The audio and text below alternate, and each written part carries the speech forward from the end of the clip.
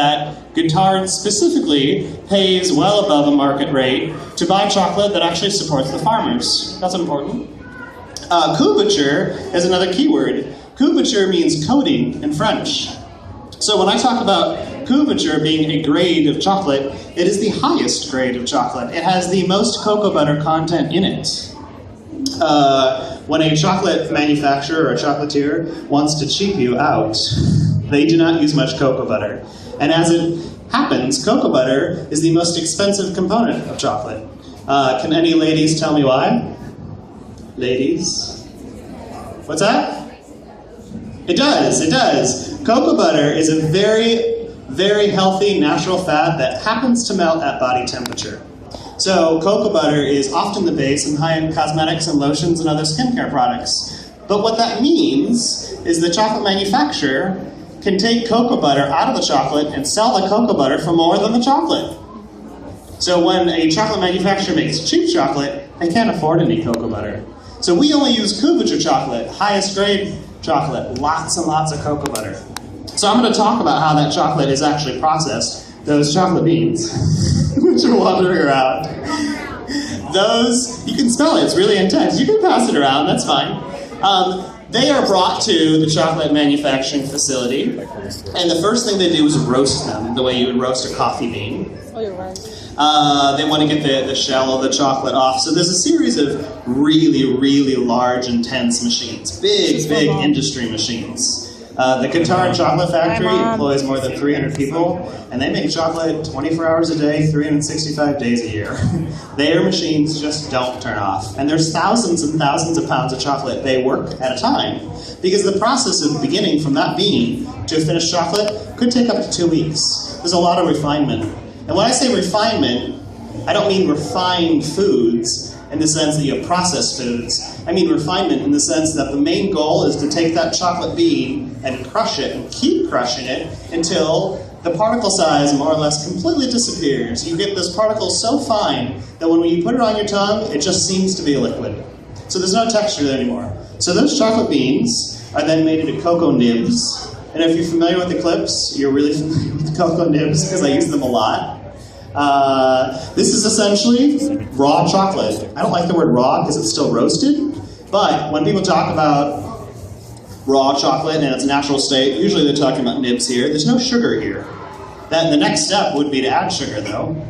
So they take the crushed cocoa beans, they keep on grinding it and refining the particle size until you get a giant big chocolate slurry. That's called cocoa liqueur. It's then pressed under big, huge hydraulic presses, and that's what this thing is. This is the cocoa, the darkness that has been pressed under a huge hydraulic machine until all of the cocoa butter leaches out to one side, and you end up with this giant hard rock. This, if we grind it, would make cocoa powder, and we're all pretty familiar with cocoa powder, but here we're still talking about chocolate without sugar. The next step is to put all those things back together to make chocolate. But again, the important step is removing the cocoa butter so that the chocolate manufacturer can make the quality of chocolate they're looking for.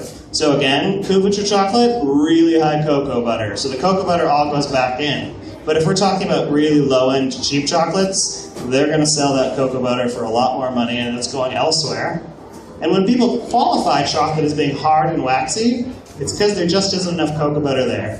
It doesn't melt on your tongue, it doesn't have the right texture, and you just frankly can't taste it because the fat just isn't there. So downstairs my little booth where we have chocolate bars and the truffles you guys were tasting earlier. For example, our dark chocolate truffles down there are 61% cacao. Meaning 61% of that chocolate is cocoa mass, comes right from the chocolate bean, the combined weight of cocoa butter and the cocoa liquor. In comparison, a really low-end dark chocolate, mine's a 61%, could be 5 or 10%. What that means is we've taken what is 90 or 95% fillers, mostly sugars. Cocoa beans, Mom. But again, when someone wants to make cheap chocolate, Mom, that's they have cocoa to put beans. something in lieu of that cocoa butter, and Smell often it. it's vegetable fats. Smell it, Mom? So when they bottom out altogether and there's Smell. no more cocoa butter left, it's all vegetable fat, it's not even legally called chocolate anymore. And you often see that called summer coating or compound coating. It's called summer coating because it usually doesn't melt right. So at hot weather temperatures, they can use essentially fake chocolate that doesn't really melt. And who wants to eat that? Not me. That's it in a nutshell, or a chocolate shell. Do you guys have questions? Everyone always has questions. Yes. How is grain size of the chocolate affected by tempering? So he asked about tempering. So chocolate has a crystalline structure, and that is what the main component in tempering is. When you melt chocolate, say for example you left it in your purse or you left it in a car and it got really hot and it was all melted, then you put it in your refrigerator because you wanted it to not be melted anymore, and you came back the next day and it left all sort of chalky, right? It had white streaks in it. That's because it lost its crystalline structure as it melted, and then you put it in your refrigerator and it just crystallized however it wanted to. So the real science behind that is there's a number of different phases of crystallization. There's actually 5. So when you let chocolate just solidify on its own, it'll form really large irregular crystals, and that's where all that sort of streaky whiteness comes from. But when you temper it as a chocolatier and use the proper technique to promote the right crystalline structure, you bypass all the first and second and third and even fourth phases of crystallization in favor of the very finest 5th phase, which is a very tight, regimented crystalline structure, which just means it's going to behave properly. It's going to have the right gloss and snap.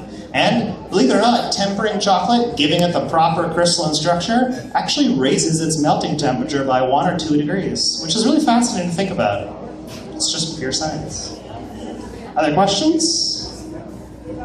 Yes? That tempering process, is there a reason why you take it out of the oven or whatever and use marble to cool it down? Sure, there's a bunch of ways you can temper chocolate. Really, the process is you melt your chocolate, essentially erasing the crystalline structure, and at some point you cool the chocolate, and between 90 and 93 degrees, you have a very exciting window of opportunity where if you introduce what's called seed chocolate, or chocolate with the right kind of crystalline structure, you can stir that into your chocolate, and that crystal from the seed chocolate will impart into the whole batch of chocolate. Traditionally, that would be done on a marble slab. To me, that seems like a good waste of time. I can hand temper chocolate in a bowl really quickly. So while I appreciate the very traditional techniques, I don't really have time for them. Right. Yeah. So it can be done on any surface? You honestly can temper chocolate in about a dozen different ways. Okay. All ways essentially get you to the same point of melting your chocolate, getting it to that narrow window between 90 and 93 degrees, and then promoting the right kind of crystalline structure in that window. So that's where you see people scraping across the marble. Right. They're actually agitating the chocolate and mixing it so that the crystals form. Okay.